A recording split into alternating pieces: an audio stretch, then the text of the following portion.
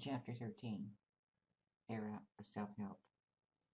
Before we get into this chapter, I want to finish up from the last chapter. I deliberately stopped before getting into all that violence. During the last decade and a half of the 19th century, we have more than 2,500 lynchings. The sad thing is, in 1916, we had 1,100 more. The Deep South was where most of the mob lynch law took place, but there were also cases in the Midwest. And the main reason for the atrocity, we had always thought it was a white woman accusing a black man of rape, but in this particular instance, it wasn't necessarily so. Uh, Most of the lynching took place because of the black man being accused of robbery or just plain insulting a white man.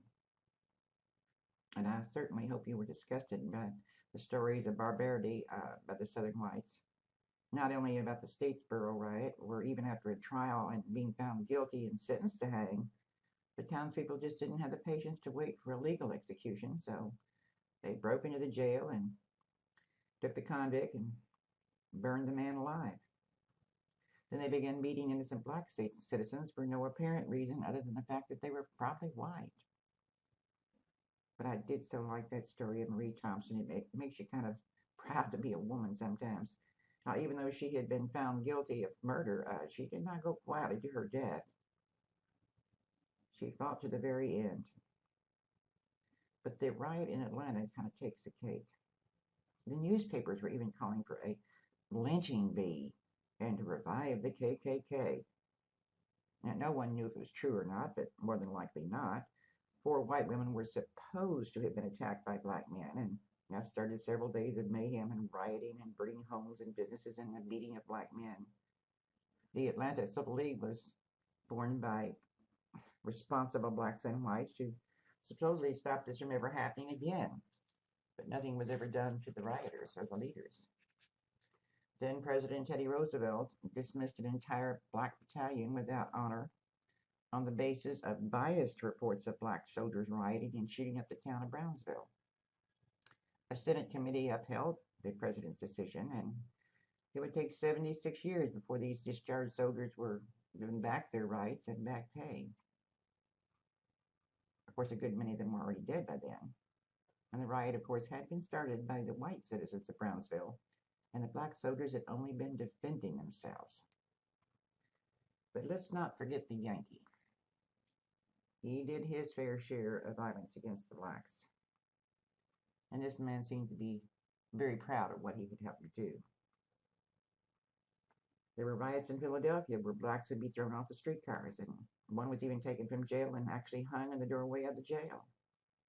In the middle of the country, in Greensburg, Indiana, a disabled black man had been convicted of assaulting the white lady he worked for, and although the mob wasn't able to gain access to him, they did burn and destroy black homes. But Springfield, Illinois was, well, it was something else. As so often happens, a white woman had claimed to have been attacked by a black man, but then later recanted her story. But the white population was not to be deterred. By the time that riot was over, innocent blacks had been lynched. 4 white men had been killed, more than 70 people had been injured, and thousands of dollars of damage, mainly to the black neighborhood. And, of course, the leaders of the riot had nothing done.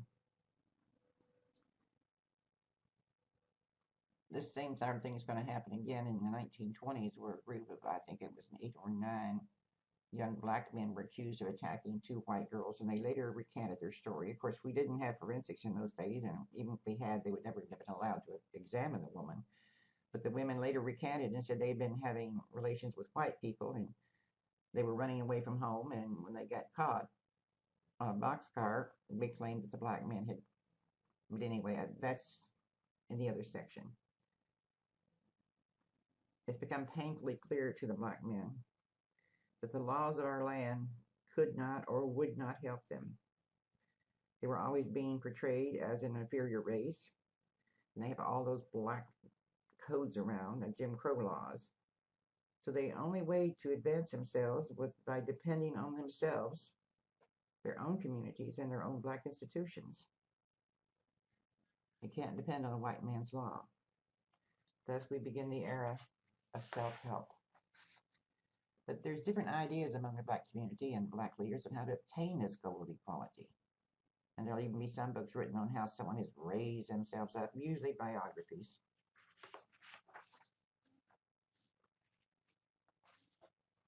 But there's so many meetings going on and so many black people getting together and white people getting together to discuss the Negro's place.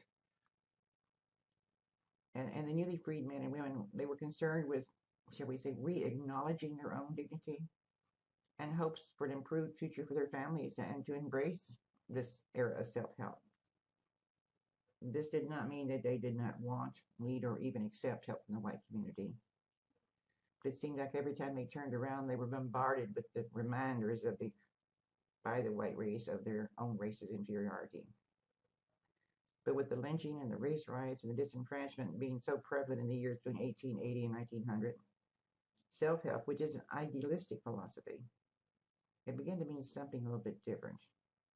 It meant pull yourself up and knowing with faith that the generation coming up would change the future and make life better for even the next generation.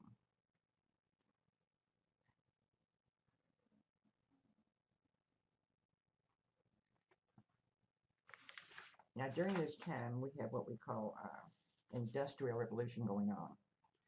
And there's an awful lot of newly rich white folks in the North, rich men and women, and they began to donate millions of dollars to education and medical causes. And they donated not only to the newly freed black community, but the white community as well. And in case in point, I've listed a couple. Cornelius Vanderbilt, and helped establish the University of Chicago.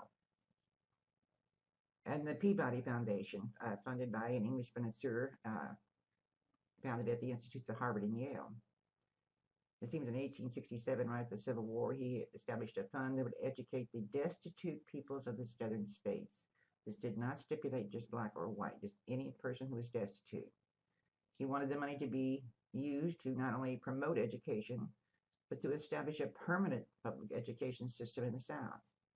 I think he gave like between $3.5 million between 1867 and 1916, which was a lot of money in those days. John F. Slater, John D. Rockefeller, Anna T. Jeanes, and Carolyn Phillips Stokes, they were just a few of the millionaires white from the North who supported Southern education. But Julius Rosenwald, he visited Tuskegee Institute in 1912, and it kind of stimulated in him the interest to, well, establish African-American schools in the rural areas. In the beginning, he just gave a few $1,000s, but very soon he became a very major contributor to aid the improvements of education for Southern blacks. So it wasn't just rich people.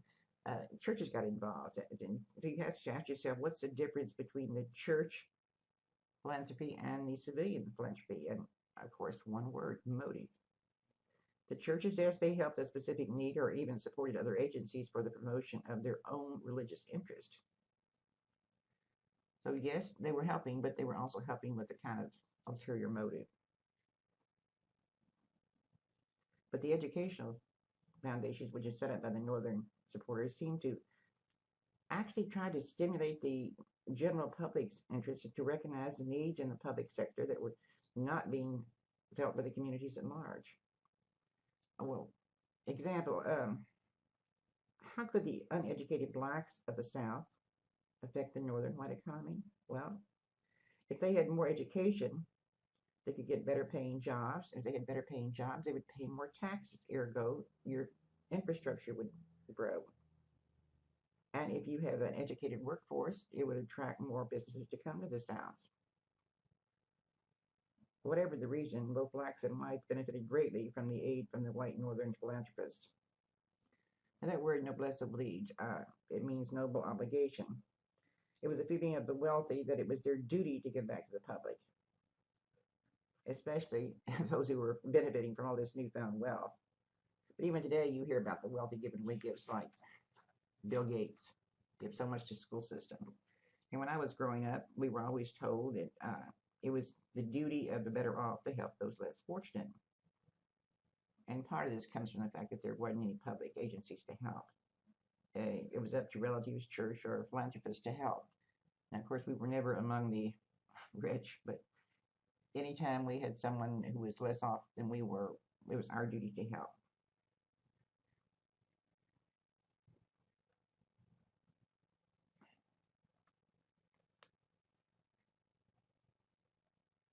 Philanthropists actually encouraged not only the individual, but institutions in different states that get out there and help. They help build schools and help pay teachers' salaries and purchase much needed equipment. But the white racists in the South, he's not just sitting by idly on his hands. They continually preached in churches and everywhere else anyone would listen that it was dangerous to give out large amounts of money. It was degrading to the individual.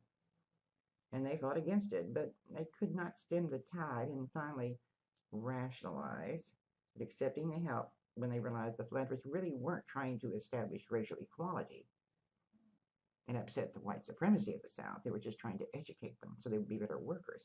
Okay. And since so much money was coming in from the North for the education of poor blacks, it was judged unnecessary to use the tax money. Cute, huh? The states also claimed that the blacks were not paying taxes, so therefore were not entitled to enjoy the rewards of taxation. Of course, this is a fallacy because we have records that between 1870 and 1889, more than $25 million was paid in taxes by the blacks. Plus, they were also paying tuitions and fees to private schools. Fisk University, founded by the American Missionary Association and later part of the United Church of Christ, and it still retains its affiliation with the religious group today, 1866. Case in point, as I pointed out, is Fisk University. They formed a singing group called the Jubilee Singers, and they began touring. They toured in Germany, they toured in England, they toured all over Europe. In 7 years, they raised over $150,000 and used part of the money to build what they call Jubilee Hall, and some went to speakers for the college. Some was even sent to other schools. So the community was doing much to support itself. They educated new teachers, and because of their help, millions of black children they were able to get education. But there's a great deal of difference of opinion of how much and what kind of education the black man should receive. Some felt that the amount of education should be limited. Others felt that the blacks could help best themselves and by the country by just simply fitting in. Booker T. Washington. He was born a slave in Virginia. He worked in the coal mines in eastern Kentucky. He attended Hampton Institute and became a teacher in 1879. At the age of 25 in 1881, he founded Tuskegee Normal Industrial Institute. The picture then and now started out in kind of a one-room little, well, it was a house that was kind of run down, and that's what it looks like today. Booker T. Washington was the most influential black leader and educator of the time. He advised two presidents, Theodore Roosevelt and William Howard Taft, especially on racial policies. He even influenced the appointment of several other blacks to federal office during Roosevelt's administration. But like I said, he was born a slave in Halesford, Virginia in 1856. Once the slaves were freed in 1965, his family moved to West Virginia. And there where he worked in the coal mines and salt furnaces in eastern Kentucky. Then he attended Hampton Institute, an industrial school for blacks. He became a teacher at that institute, and then he turned around and started the Tuskegee Institute. He spent a lot of his time raising funds and not just teaching, but under his leadership, it became a world-famous school and a model for what we call industrial education. He believed that blacks could benefit more from a practical vocational education rather than a college education. After all, most blacks in the South lived in poverty, and Washington felt that they should learn skills, work hard, and be able to acquire property. And he believed that the development of these skills, good work habits, would lead to economic prosperity. And he also predicted that blacks would be granted civil and political rights after gaining a strong economic foundation. In the late 1880s, as more and more blacks became victims of the Jim Crow laws, Washington advised blacks to stop demanding equal rights and to simply get along with the white race. He also urged whites to give them jobs. In 1895, he had given a speech in Atlanta, Georgia, what they call the Atlanta Conference, Atlanta Compromise, in which he said, basically, paraphrasing, stop demanding your rights, work slow, prove to the white man that you can be trusted, and he will eventually trust you. I think the exact words were, in all things that are purely social, we can be as separate as the fingers, yet one on the hand to all things essential to mutual progress. In other words, be separate, but prove that you are necessary. It's called the Atlanta Compromise, and basically what Washington's doing is accepting inequality and segregation for, well, economic advancement. Of course, the whites loved him.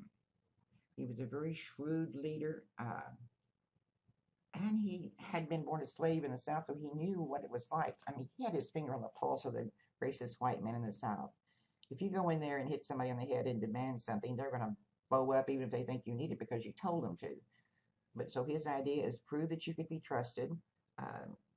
He taught them skills. He taught them to be thrifty. He even had to teach some of these people how to bathe and dress and brush their teeth because they didn't know. So they had to be taught from the ground up. Like I say, when whites loved him in his speech, he became the most important and influential black leader in the South. But after the beginning of the 20th century, in about 1910 or so, his influence did start to decline a bit. We start to see other movements coming up.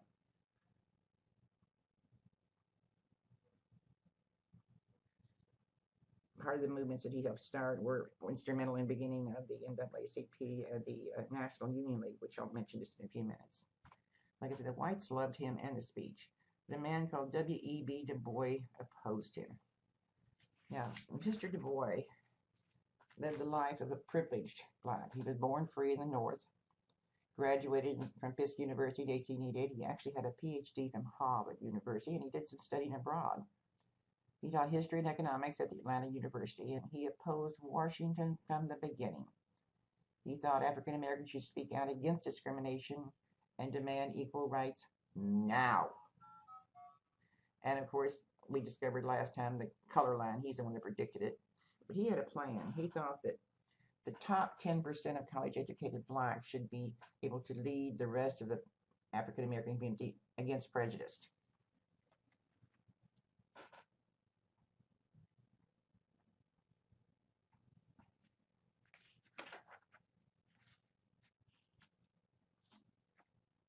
He was the first African American to express the idea of what we call Pan-Africanism.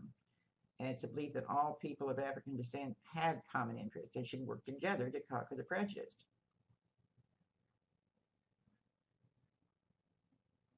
He was the first African American to get the PhD from Harvard, and he opposed Washington with the feminists.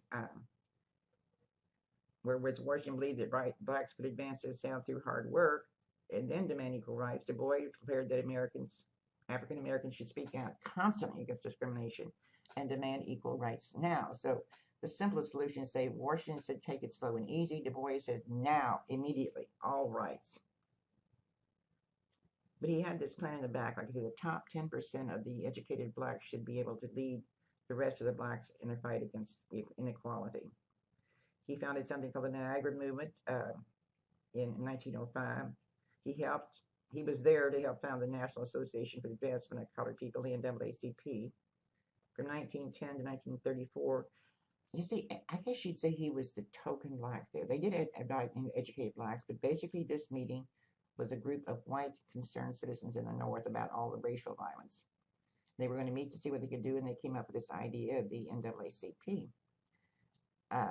Du Bois was he wasn't real sure about it, but so they thought they gave him a job that was keep him out of trouble, and they made him the editor of their newspaper, The Crisis. Oh man, that's like giving somebody nowadays a microphone. I mean, you just gave him a voice, and he ran it well for 24 years, and he helped start the Harlem Renaissance because of encouraging the black people to write, and everything that was going on, he put it in The Crisis. Then he taught school from 34 to 44, and then he went back to work for the NAACP for a couple of years. 48 to 40, that's not right. From 44 to 48 when he got through teaching. From 44 to 48 is when he worked at the NAACP. But he was very dissatisfied with the slow progress, and he came to believe that communism was a solution to all the black man's problems.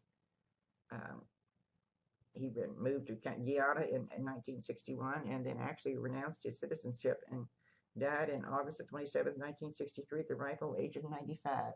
Still very unhappy. When you get right down to it, most of the South's problems before the Civil War had been because of their economic dependence on one crop system. And then when the market was good, cotton made money, but when the market's always fluctuating. And there were many seasons when you couldn't even make your own investment back.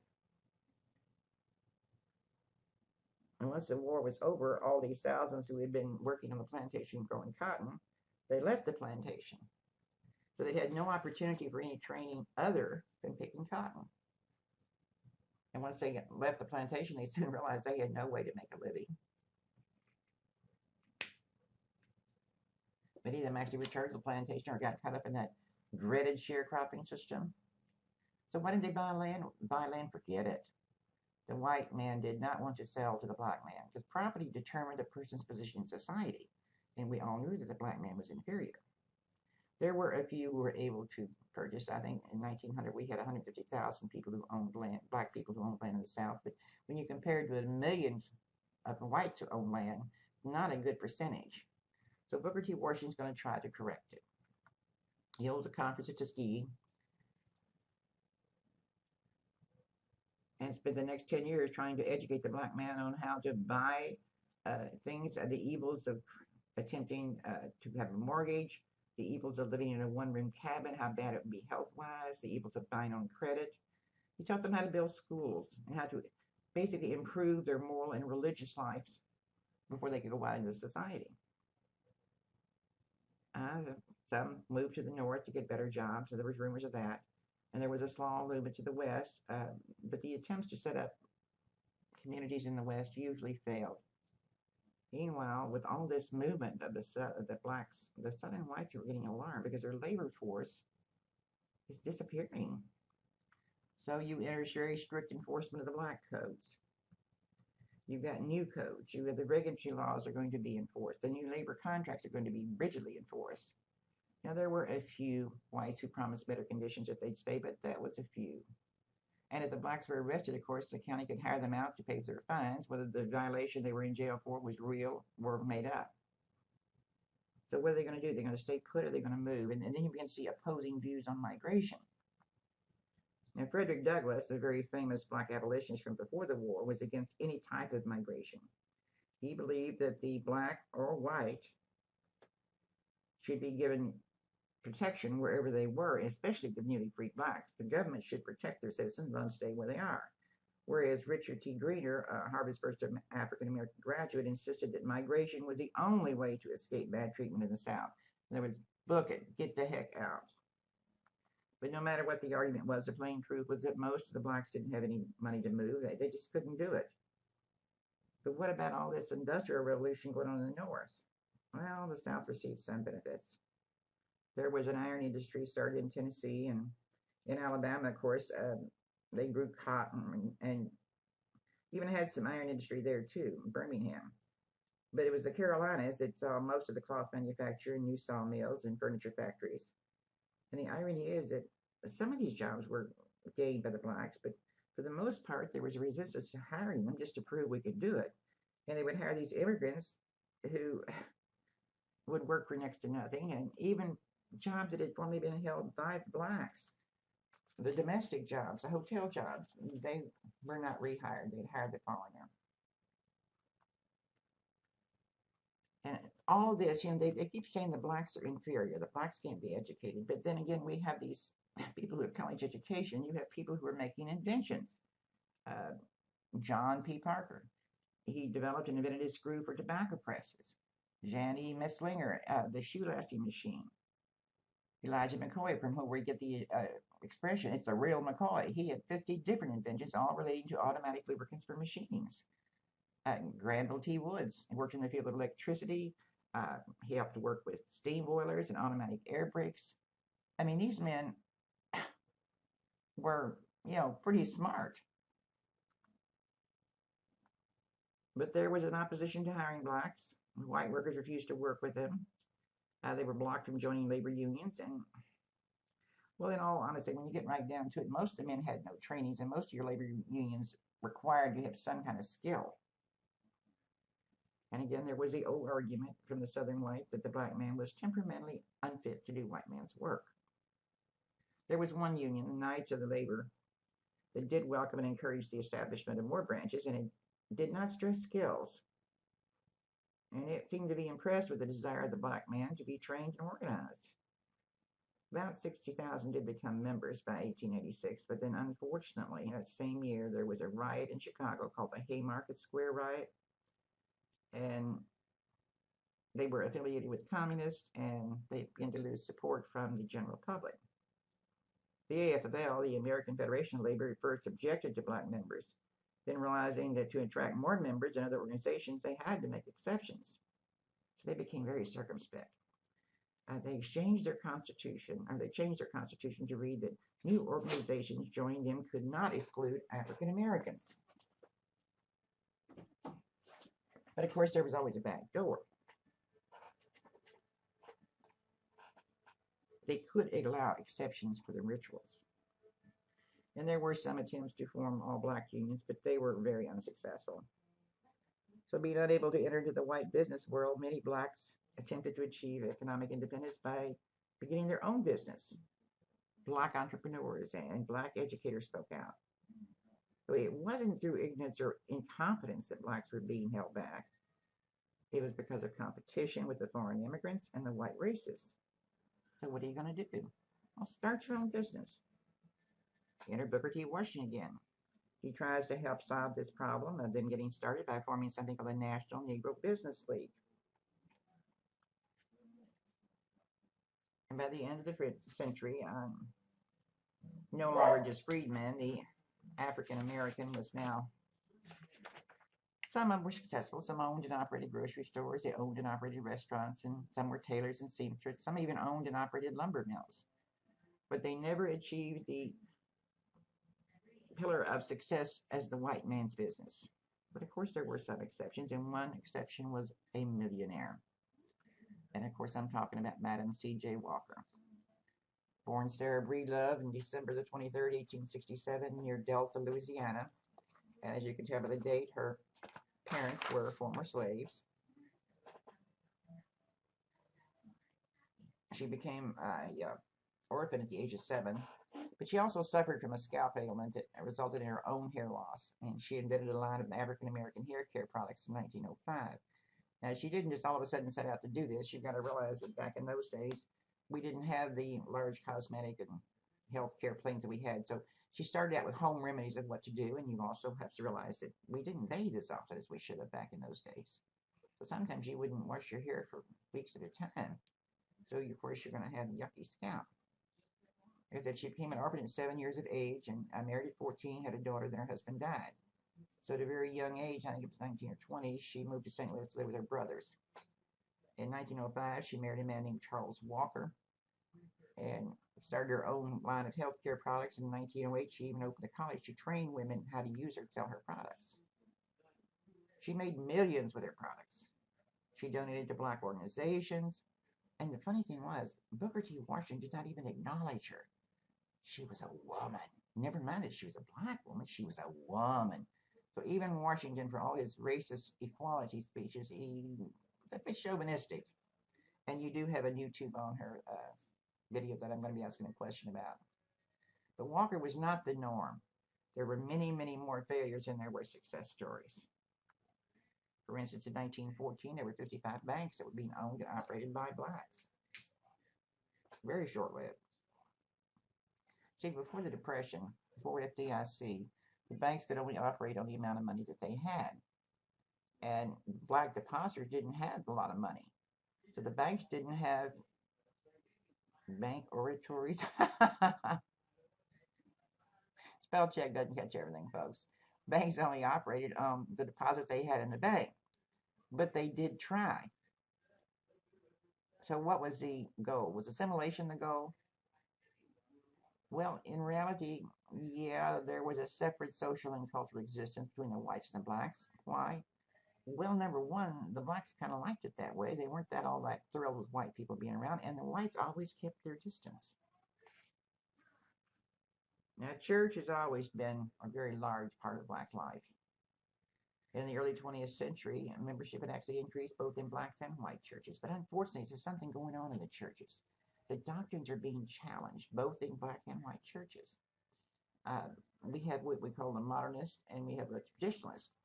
The modernists are people who see things going gangbusters in the industrialization world, and we're inundated with new ideas every time we turn around, and we've got Freud and Jung, and you hear things like IQ. I mean, every time you turn around, there's something new going on. So the modernists don't want to, they want to update the church doctrine. They want to keep what they believe in, but they also want to move forward into the 20th century where the traditionalists, which are going to become later known as fundamentalists, they wanted the exact wording of the Bible. But the biggest problem with the black church was the Southern Baptist. Because like I said, the conservatives, the progressive differed. Part of the problem was the white leadership refused to accept any contributions from the black people on the Sunday school literature, which sounds kind of silly to us, doesn't it? I mean, big deal. But everybody has their own way of presenting something. So the black people, just instead of arguing, they just opened their own publishing house, which I thought was kind of clever. National Baptist Publishing House. And then the blacks did some marvelous things. They began to develop their own welfare agencies, and they worked in slums. They supported black nurseries. They supported kindergartens and employment agencies and Bible schools and homes for working mothers. This was phenomenal. They had to form their own organizations because white fraternal organizations would not accept black membership. Now, basically, a fraternal organization is just an organization that concerns itself with the welfare of others, but in this case, it concerns itself with the welfare of other whites.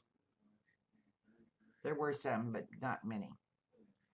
And a variation of these fraternal organizations was, as crazy as it sounds, the insurance companies. The black insurance companies would come around and collect weekly dues of 25 or 50 cents a week. And a man named John Merrick organized the North Carolina Mutual Life Insurance Company, became the largest and most important of the blacks. But they firmly believed in preparing for the end. And with very little revenue, they began to help the underprivileged. They helped build orphanages and old age homes and hospitals and sanitariums.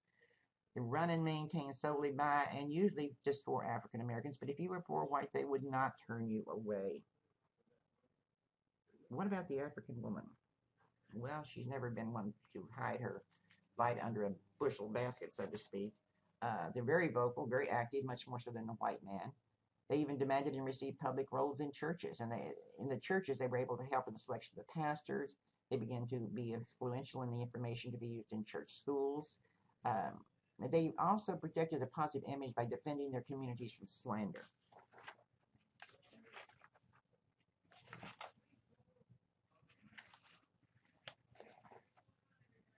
At no time did the black woman ever enjoy the same social status of the white woman.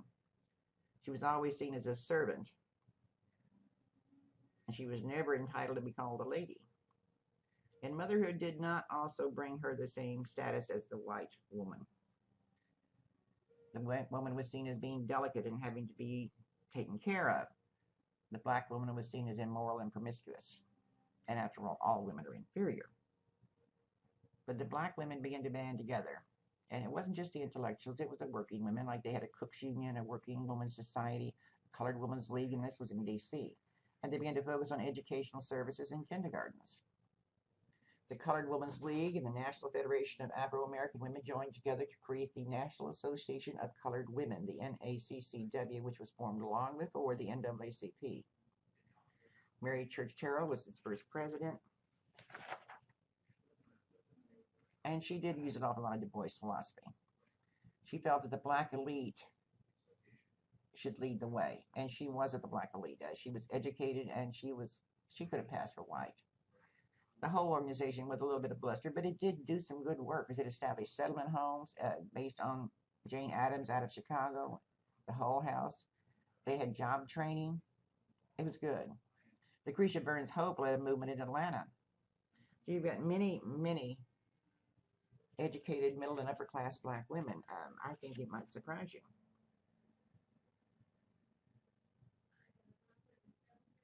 Of course, W.E.B. Du Bois was in the middle of all of this. Speaking of W.E.B. Du Bois, let's get back to him for a few minutes. He helped form the Afro-American League of the United States in 1890.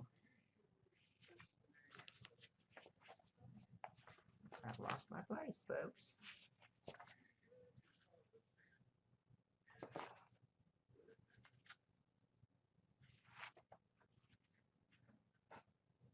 They began holding conferences to deal with the Negro problem, or the problems with education, religion, and economic conditions that were actually facing the blacks in the South.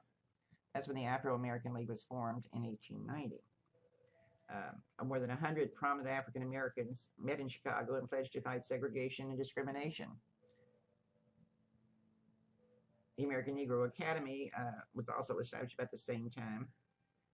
And this was Du Bois' idea. He wanted to take the brightest and best educated of the black elite. He hoped that they're going to materialize and lead the other underprivileged blacks to equality. And there were meetings held each year for 20 years, led by Du Bois. And he kept giving them information on how to improve the situation. But in the years between 1896 and 1914, Du Bois was writing much of the material. Actually, some of the work he wrote is still being used in schools today. But one result of this reaching out and striving was the emergence of a number of blacks in the literary world. And a lot of them were biographies, like Douglass and Washington, Tubman. They wrote their autobiographies, how they managed to bring themselves up.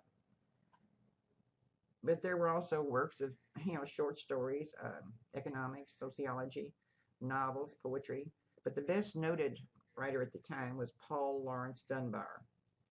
He wrote not only novels, he wrote poems, and he was respected by both the black and white community. And of course, they had newspapers, and they used that forum to denounce discrimination on a daily basis. And they were very widely read by the black community. But it's going to be sports that cause the blacks to have the most pride. I mean, horse racing, boxing, and baseball, these are the three. Basketball doesn't come into it for another few years. And black jockeys had always been the norm, even before the Civil War. But it was in the area of boxing that blacks got the most attention. And I'm sure you've seen the movie or even heard about Jack Johnson, the black heavyweight champion from 1910 to 1915. He caused himself an awful lot of problem because he kept flaunting the fact that he could attract white women. He even married white women. They called him the Great White Hope. And of course, in baseball, the Negro League was formed in 1885, but it wasn't until in the 20th century that they actually became popular, because they had a very rigid color line that couldn't be crossed. Some black players tried to pass for white or Hispanic, but it didn't always work. And of course, the Negro National League was formed in 1919 by Andrew Foster, and it lasted up to the 1950s. But it's going to be a long time before we see a black player accepted by the White League. And I think there's a movie out now, the Jackie Robinson story, that if you get a chance, you need to see it. It's really good. By the end of the 1800s, it was clear that the American melting pot, as far as the African Americans were concerned, was not boiling. It wasn't even simmering. Now, I have skipped entirely the area and information on Ida B. Wells. I did that with full malice aforethought. You have a YouTube to watch on her, and watch it closely. And for those of you who have edition 9, read that area. There's 2-3 pages on her. I'm going to have a question on your assignment about Ida B. Wells. If you have edition 7, like I said at the opening, at the instructions, I have a document with a very brief bio that you can get the information from. That being said, folks, we're on the downhill tread, one more chapter.